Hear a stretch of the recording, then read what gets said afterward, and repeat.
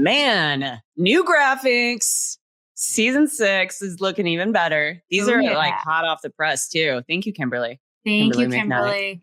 Yeah. Welcome, Simply Cyber fam, to Cyber Chicks. We are so excited to have you here. We've got a really, really exciting conversation teed up for today. I know we plugged about this a little bit in episode 1, but we've got a really good conversation about self-leadership today. And we're going to bring on Elizabeth Lotardo, who is a consultant, a writer, online instructor. She helps organizations drive emotional engagement. She's got a new book, Leading Yourself. It's been called a refreshingly candid playbook that helps you create a work experience worth loving right now. Not later, right now. Yeah. She's a LinkedIn learning instructor, and she also writes for the Harvard Business Review. So Jax, this is going to be an awesome conversation, one that you and I are like super passionate about. I know that this is going to drive home for a lot of people. So I'm excited to just get Elizabeth on. Let's get a really engaging talk going on. And I'm really curious to hear everybody's comments and feedback as we go through this. Let's do this.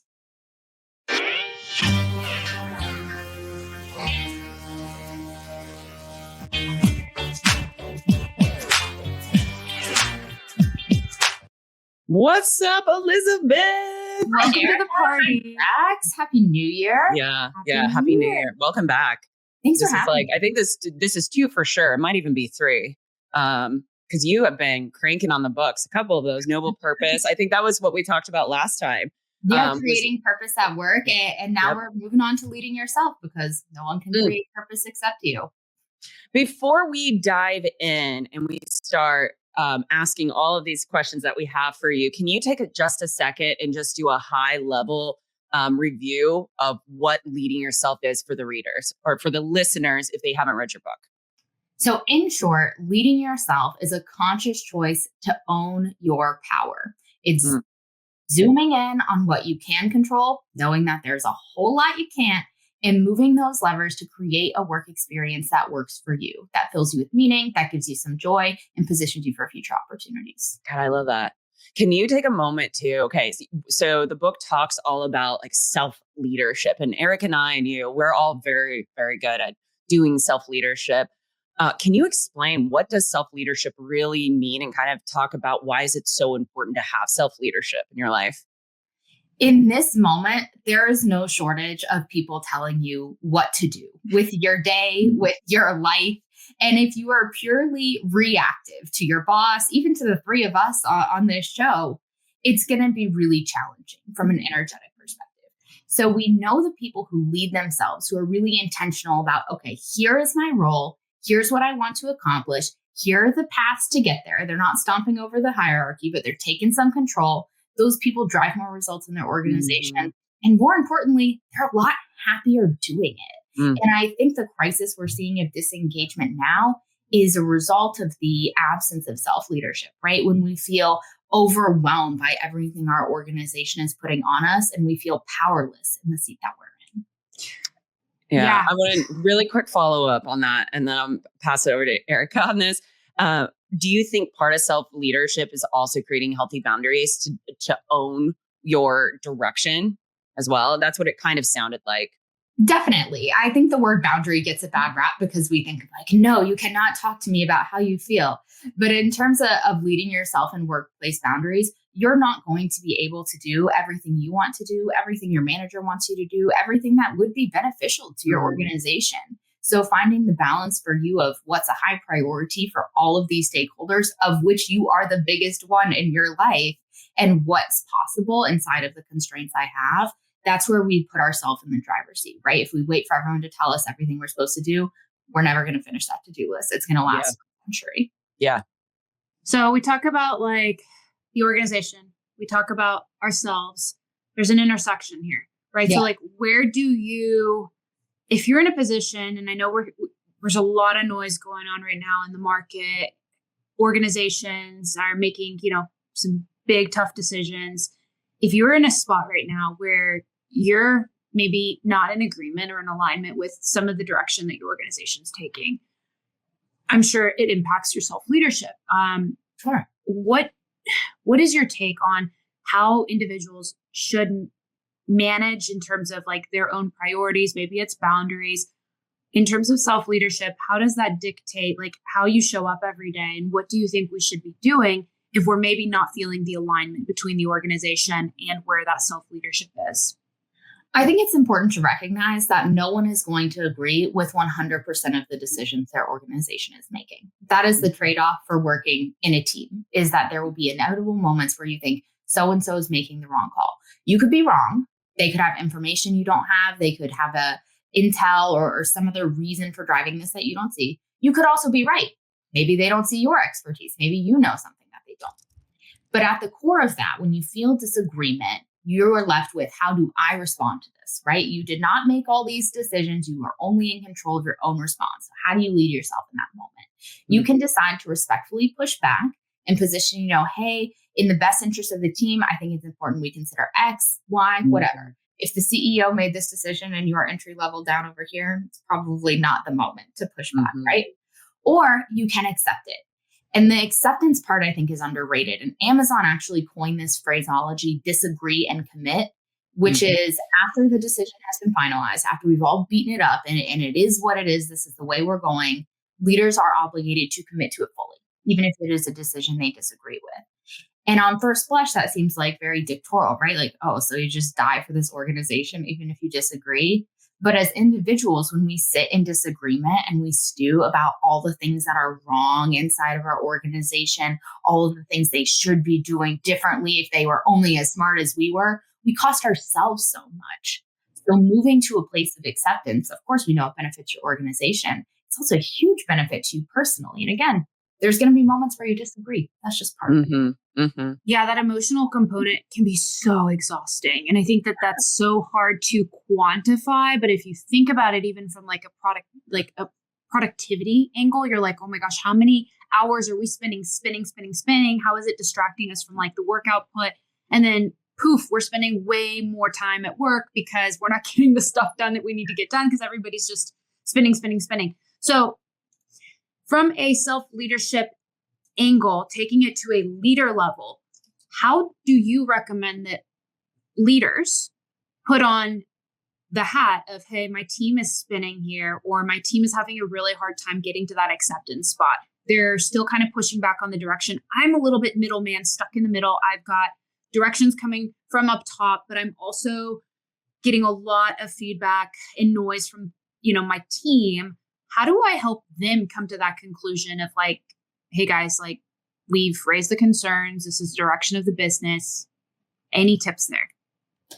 So as leaders, this is a tricky spot, right? Because you don't want your team to be disappointed and you may even agree with them, but you can't always go on record for saying that. And as a leader, it's your role to be a filter of what goes down, not a funnel. You can't take every opportunity to decide something and push it down and give that onus to the lowest level inside of the organization. But if you're in that spot as a leader where your team is like, okay, this is not good. I think, Erika, the transparency you just had that we are so afraid to have in our actual jobs is warranted, of saying, hey, we beat this issue up. It might be right. It might be wrong, but this is the direction that we are taking, and close it. Because the more we make space for all of these resentments to take center stage, and again, there's some finesse here between giving people an opportunity to contribute versus letting them wallow in how wrong the executive team is for months. But at a certain point, it's case closed. And this is the direction that we're moving. And having the confidence to say that gives your team a lot of peace, because instead of feeling like, oh, what's going on? I disagree. It's all swirling. It's done. And you move to a place of tactical maneuvering. Yeah. I'll say I'm in a reorg situation right now. And I will tell you, I've got a new boss, and something that I so appreciate that he did was he said, guys, there's a lot going on right now. I'm going to give you till the end of, I think it was like next week to raise concerns, talk about all of this. Like, pushback, whatever. Like it was basically like open table, you guys come to me, whatever, I will hear you out. And then it was like, hey, this is the line in the sand. After that, like we've moved on.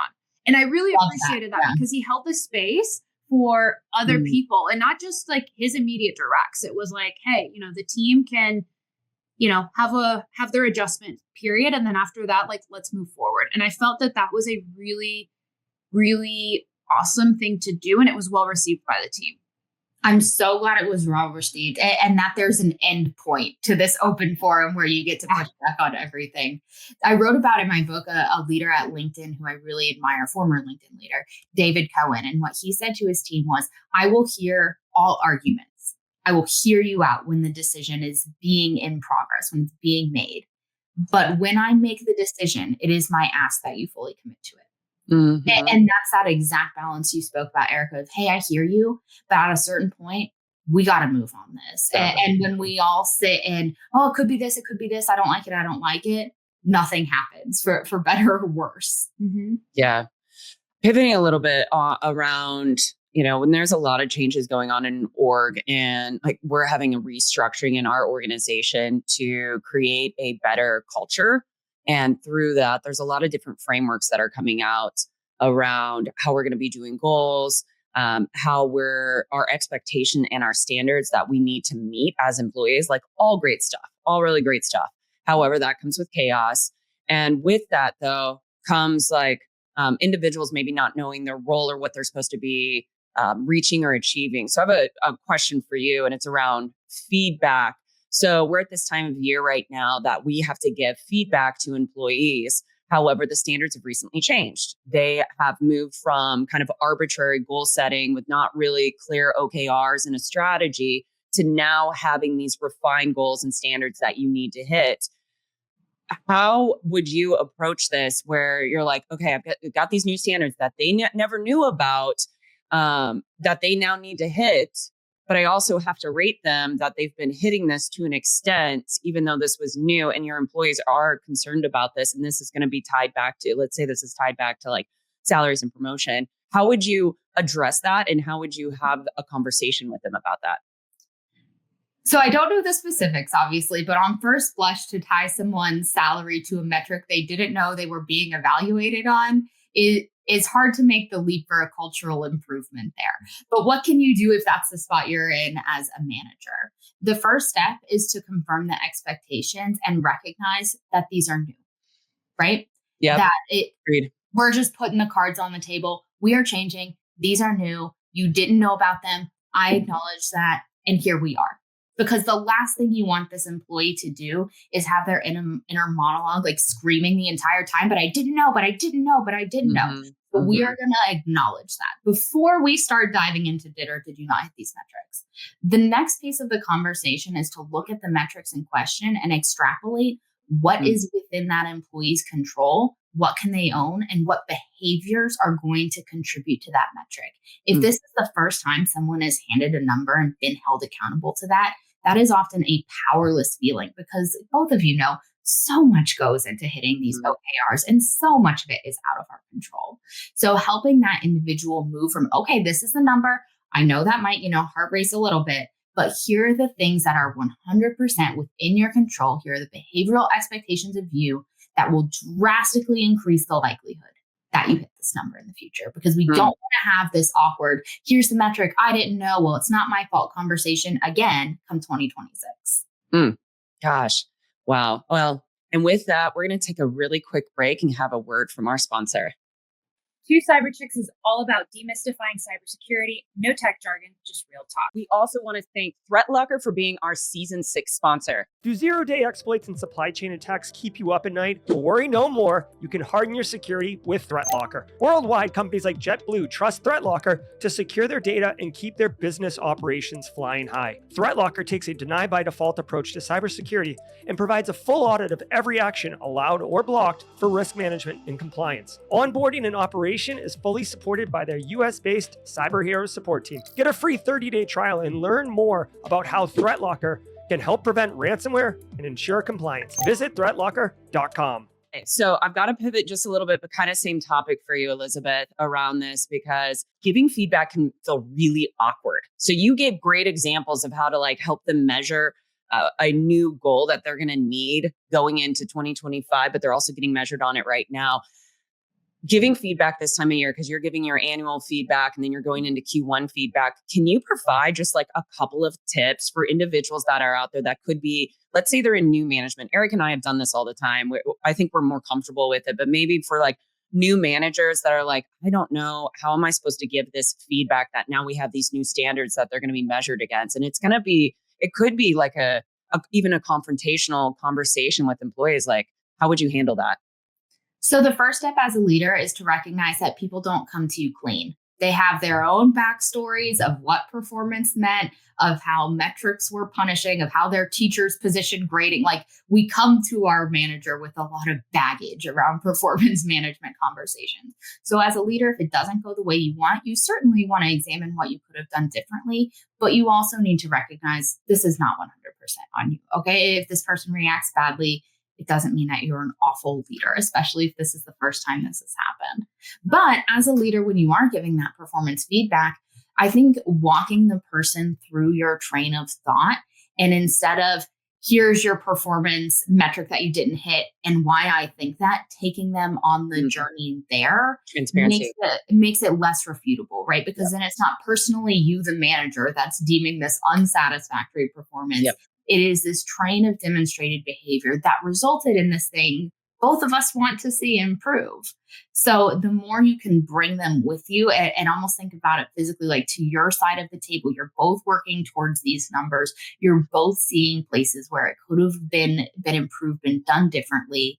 And as a result, here we are. Mm-hmm. And the temptation is to say, here we are, and here's why. When we flip it, the person responds so much better. Mm-hmm. So when it comes to self-leadership, I think it's such a hard thing to quantify. And I think in the past couple of years, I have seen more of a shift in having some of these conversations around, all right, where's the balance between the metrics and where's the balance between like the soft stuff, the stuff that like sets you apart from the rest of the pack, right? Like the top 2% of the organization is doing significantly exceeds. The top 10% is exceeding, right? And then everybody else is somewhere in like the meets expectations range. Like I think about what sets apart the top percent, the high performers, the people that are going above and beyond. And because it is such a squishy thing, I'm curious how we can kind of track progress to self-leadership. Do you have a few things like in terms of topics or how we can drive some quantifiable like coaching or data in terms of how people progress in their self-leadership? It all depends on what your end goal is. And I know you both are fans and had on Ruth Gotian, who I love, Dr. Ruth Gotian, her book, Success Factor. And what she articulates in that I think is so important is that it is not the end point, it is the journey. And that all successful people are not chasing this metric with nothing in their mind except that. They are invested in the process to get there. Mm-hmm. So when we think about self-leadership, it's never done, right? So long as we are living our life, we are leading ourselves. And the ability to know, where am I going beyond I met expectations or I exceeded expectations? What does success look like for me? Am I working towards a career where I have significant thought leadership? What are some early signs that I'm making progress on that? Am I working towards a promotion? What are some signs I'm making progress on that? Am I working towards having a work experience I enjoy where I'm not tired on Monday? What are some metrics on that? Extrapolating what it means to you to be successful at work, not what does your performance say, and pulling out the early indicators, that puts you in control. And so often we live, and I'm guilty too, of this like year to year, quarter to quarter, how is this year, how is that year? And we lose our longer term vision for what our life wants to be. And I also think about like your reputation across the organization. Yeah. I think of like how people perceive you, the kind of like dependability that people associate with your name, or like if you're in a client-facing role, the credibility and the consistency, like responsiveness. There's so many factors there where it comes into like all right, some of it's output, maybe some of it's how I show up, right? Like what kind of experience do I leave people with? And again, hard to quantify, but maybe it's part of like your goals, right? I want people to know that if Erika has a challenge, she's going to do her best to go seek a solution, right? I'm not going to get stuck. If I do, I go ask for help, right? I'm not just going to shut down, right? It's things like that that are so important to like what you want to define that self-leadership. And I think that that's why it depends, case by case and organization by organization too, because some people do define their self-leadership based on the organizational objectives, like what Jax was saying about like OKRs. Like maybe your organization's culture wants you to have certain OKRs, like maybe the adaptability, the flexibility, maybe the the ebb and flow, the being open and going with organizational changes. That's something that your organization does a lot. And it's important for you to be successful. How you navigate and weather that storm is maybe part of self-leadership and how successful you are there. Pivoting slightly, but like also in the same vein, when everything is important, how do you prioritize? Well, what I love that you did in those examples is you shifted from what do I want to do to how do I want to be known? And we know that in the long term, that how do I want to be known question, what do people think when they think of me, matters so much more in terms of the opportunities available to us than what did I accomplish in Q2 of 2018, right? That fades far away and completely doesn't matter, even quarters later. So shifting to when everything is urgent and we're having this constant fire drill experience of work, pointing your brain to the long term of, is this going to really, really matter in 3 months, in 1 year? And looking at it that way can be really helpful. Dory Clark has a great book about this called The Long Game. And the temptation again now is in this fire drill culture, like, what do I have to get done this week? What do I have to get done this week? What do I have to get done this week? And we lose our tether to what's the progress I'm trying to make for myself in 5 years. Your manager is not going to be sitting up there being like, Erika in Q1 of 2011 was a real standout player, right? You have to look out for yourself in your long-term trajectory. So with that long view in mind, what matters most? And another lens to consider when your prioritization is getting wonky is, what is actually filling me with joy? What am I engaged in? What fills my cup from a work perspective? And what is draining me dry? Being able to push through and accomplish a lot depends on having energy and being actively engaged in the process. And if you're prioritizing everything that makes you want to just slam your laptop shut and crawl under your desk, you're not going to get a whole lot done. So we have to balance, and we can only do it for ourselves. Our manager can't do it for us. What's my long-term vision? What's filling my cup with energy? And knowing that, how do I approach this never-ending to-do list?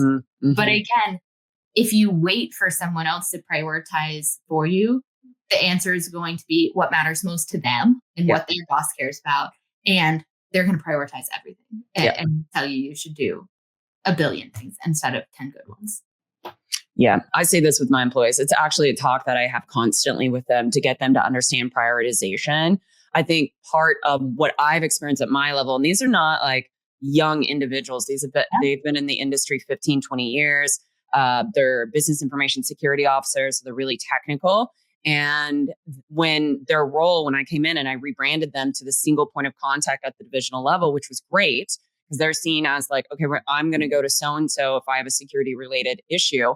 What they have started to not do though, and I'm starting to try to teach them, is instead of filtering those requests, being the single point of contact, filtering them out, managing their time, they've taken on everything. And like you've said, it becomes a priority because the person is asking, everything's a priority to them. So I think part of this, and this leads into my question for you, I think part of what I've noticed with these individuals, that even though they've got all this experience in this field and they have the confidence for the technical side, I think there's a little bit of maybe self-doubt, maybe confidence to say, I understand that this is a priority for you. However, I'm going to have to push this to the right by a week to get this done. Like I need additional time. A lot of times I feel like there's can I do that?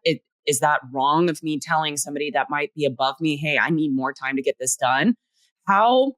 What's some guidance, some tips that you can provide to those individuals that are like, I know I need to prioritize, but prioritizing means I have to tell this person who's higher than me, no, basically, or not right now, and how to get around that like self-doubt and embracing that like healthier lifestyle so they can prioritize and not feel like you said, slamming their computer shut and being exhausted at the end of the day. Because most of them do. They're very exhausted. Yeah. Well, I think there's a micro dose of personal therapy on the front end of that, right? Like, why do we feel so reluctant to push back and voice our own needs? Who yelled at us when we tried to offer a different point of view?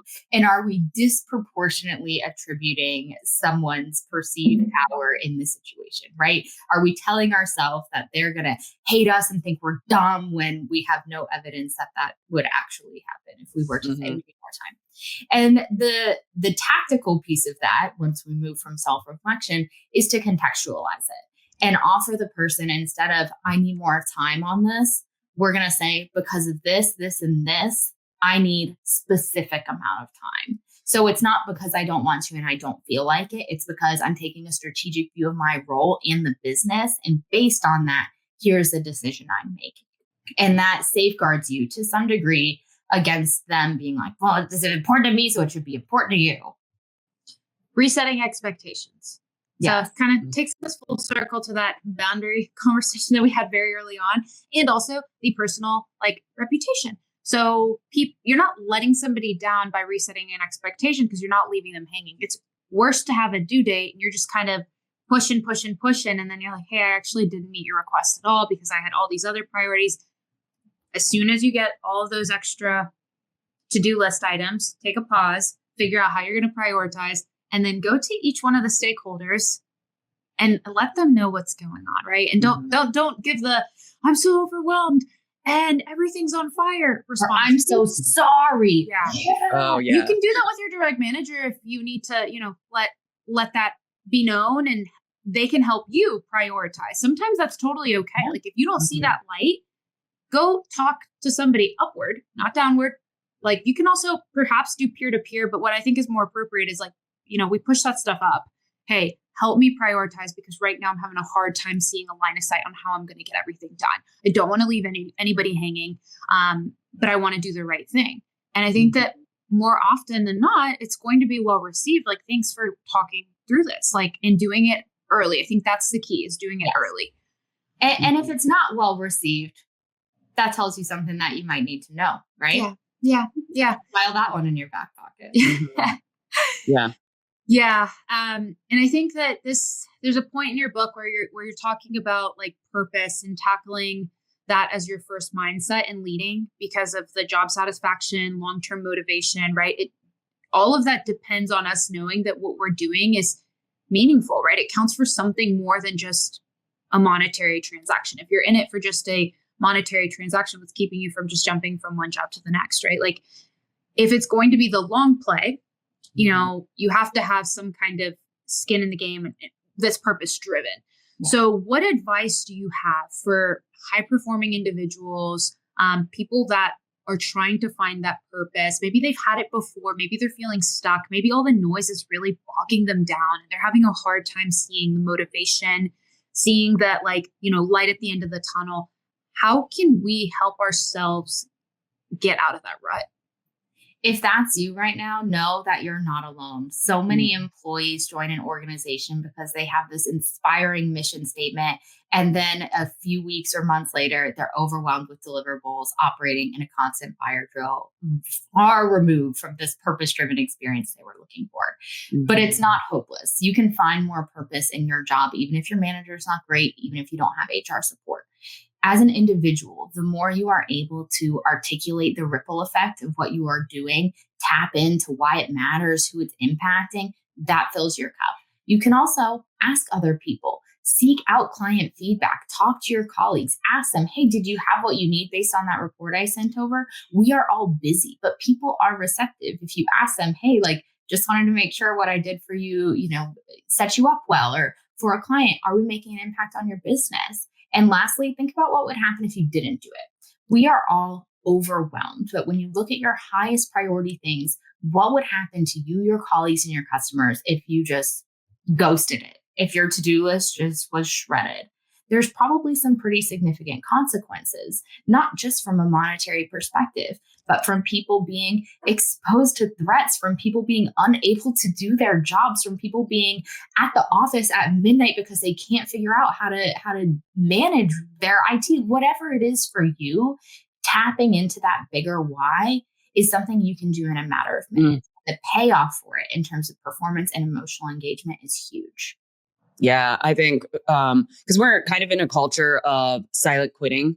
And I think if individuals are listening and you've silent quit already at your organization, I would encourage you to do what Elizabeth just shared, is like sit down and figure out why you joined the company in the first place. And if you learn how to reframe your situation, unless it's extremely just absolutely toxic, and I've definitely been there where I've been yelled at and boss banging the table and literally telling me your feelings don't matter. Okay, that's hard to like reframe. But a lot of times it is about reframing, changing our mindset, taking our power back in a way that we feel like, now I remember my why and I want to stay here. But if your why is not strong enough, it might be time for you to leave. And if you're questioning like, man, I want to learn more about what Elizabeth is doing with this book, leading yourself and learning more about how I can be a stronger self-leader, Elizabeth, how can they reach out to you? I mean, they can find your book on Amazon. I would definitely say go check it out. But what's a better way if they wanted to reach out to you and connect?